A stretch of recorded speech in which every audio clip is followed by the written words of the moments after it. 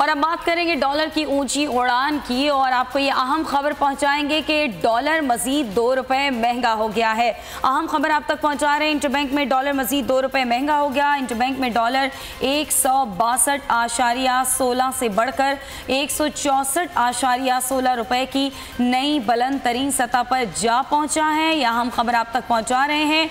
Dollar मजीद तगड़ा होता जा रहा है और रुपए की कदर में कमी आती जा रही है। इंटरबैंक में डॉलर मजीद 2 रुपए महंगा हो गया। इंटरबैंक में डॉलर 162.16 से बढ़कर 164.16 रुपए की नई बुलंद तरीन सतह पर पहुंच गया है। इसी हवाले से कफील अहमद हमारे साथ मौजूद हैं। कफील, बताइएगा, डॉलर एक बार फिर महंगा हो गया है, क्या तफसीलात हैं आपके पास?